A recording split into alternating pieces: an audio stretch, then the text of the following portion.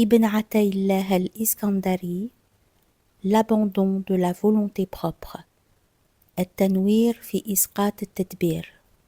Traduit de l'arabe par Cheikh Abdallah Penaud. Préface. Depuis maintenant plus d'une trentaine d'années, Abdallah Penaud s'emploie à faire connaître au public francophone certains textes fondamentaux du patrimoine arabo-musulman. S'il est aujourd'hui particulièrement reconnu pour sa traduction du Coran, ainsi que celle de grands textes de lignée akbarienne comme les Futuhat al-Makkiyya d'Ibn Arabi ou les Mawaqif de l'émir Abdelkader, on sait moins qu'il a traduit en 1997 un ouvrage certes moins célèbre, mais en même temps plus fondamental que les deux précédents. At-Tanwir fi Isqat at-Tadbir d'Ibn Ataillah sous le titre de L'abandon de la volonté propre. D'aucuns, peut-être, seront choqués par notre façon de formuler les choses. Comment un ouvrage pourrait-il être plus essentiel que la somme ésotérique composée par le soufi andalou que ses pairs ont surnommé et surnomment encore aujourd'hui le plus grand maître, le Cheikh el-Akbar. Comment le magistral commentaire qu'en constitue la transcription des cours dispensés par l'émir à Damas pourrait être tout aussi facilement mis de côté. Bien entendu, il est hors de question pour nous de remettre en cause la valeur de ces ouvrages. Ce que nous visons ici, c'est l'idée qu'un lecteur francophone devrait nécessairement aborder en premier lieu ces monuments de soufisme. Les Futuhat ont toujours été réservés à des petits cercles d'initiés, non par volonté malsaine de priver la masse des croyants d'une bénédiction évidente, mais plus simplement sans doute parce que les questions abordées par l'auteur, ainsi que son style, auraient pu provoquer de dangereuses méprises. Ce fut souvent le cas, et les maîtres du tasawwuf les plus révérencieux envers Ibn Arabi en ont systématiquement déconseillé la lecture sauvage, non encadrée par un maître, quand ils ne sont pas abstenus purement et simplement d'en parler. A l'inverse, l'œuvre d'Ibn Ataillah, si elle est indéniablement de nature ésotérique, elle aussi a un caractère beaucoup plus abordable. On peut d'ailleurs mettre ceci en rapport avec sa position dans la Tariqa Shadhiliya, la voie spirituelle se rattachant à l'imam Abul Hassan Shadhili. Nous ne nous arrêterons qu'un instant sur ce point. Iskandari est le disciple et successeur d'Abul Abbas al-Mursi, lui-même successeur d'Abul Hassan al-Shadhili, qui est considéré comme le fondateur de la voie. Si les enseignements de ces deux premiers maîtres étaient avant tout oraux et n'ont été que peu consignés, c'est Ibn Ataillah qui va fournir à la Shadhiliya un corpus doctrinal imposant, incluant de nombreux ouvrages qui donnera une forme aux enseignements de ses deux prédécesseurs et permettra que cette voie spirituelle rayonne dans tout le monde musulman.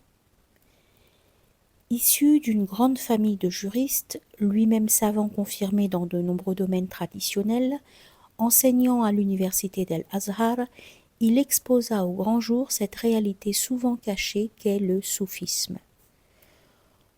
On pourrait disserter des pages durant sur ce qui différencie cet enseignement Shadhili de celui des autres confréries soufis, ou voir comment il s'inscrit dans le moule particulier de la tariqa en question, mais ce serait, nous semble-t-il, se méprendre sur le fond de l'ouvrage ici présenté.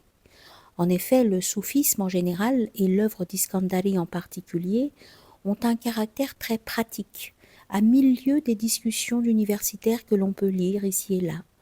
De fait, les ouvrages d'Ibn Ataillah ont souvent dépassé le cadre de sa propre confrérie, et n'était le sectarisme de quelques disciples zélés et l'importance historique du personnage dans l'évolution de la Shadhiliya, on en oublierait presque que leur auteur fut Shadhili.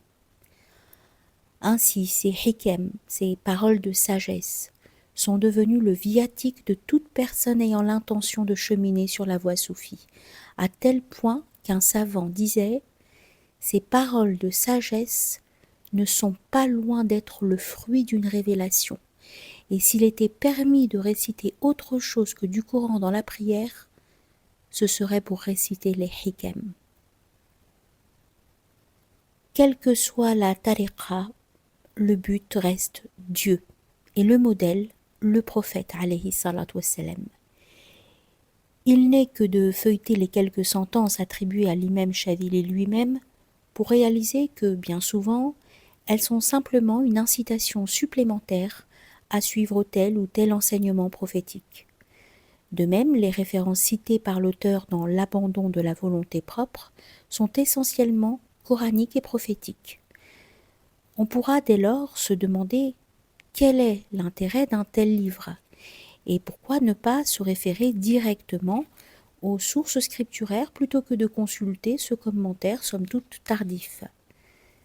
C'est qu'Ibn Ataïllah, en maître spirituel, fournit au lecteur des clés pour mettre en œuvre de manière effective ce qui est contenu en germe et de façon souvent allusive dans les textes sacrés. En prenant exemple sur les grands saints des premiers siècles de l'islam, il donne au lecteur une méthode à même de lui permettre de se rapprocher, dans la mesure de ses capacités, de ce pourquoi il a été créé. Je n'ai créé les djinns et les hommes que pour qu'ils m'adorent. Axé sur l'idée de tadbir, de volonté propre, de choix individuel, d'organisation personnelle, le livre indique comment la rémission à Dieu, tawakkul, ne doit pas rester un vœu pieux, mais se traduire par une pratique constante à laquelle appelle tout l'œuvre divin. Au lieu de se laisser égarer par l'inclination naturelle qui lui fait croire qu'il aurait un quelconque pouvoir de décision, l'auteur engage l'être à ne jamais oublier que Dieu seul régit les destinées. Loin des grands discours sans lendemain, les paroles du shir font encore aujourd'hui écho dans les poitrines de tous ceux qui, peu ou prou, ont pour objectif de ne pas se laisser illusionner par leur âme charnelle et leur velléité mondaine. C'est là, justement, que se situe l'intérêt du présent ouvrage.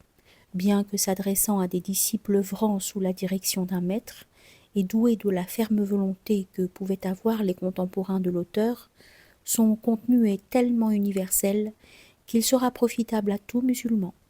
Nous dirions même à tous ceux qui ont la moindre aspiration spirituelle.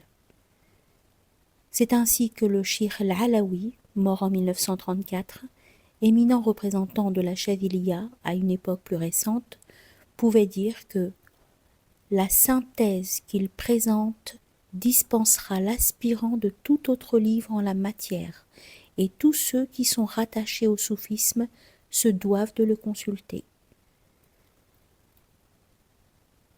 Préface écrite par Abd al-Rahman Andréoussi.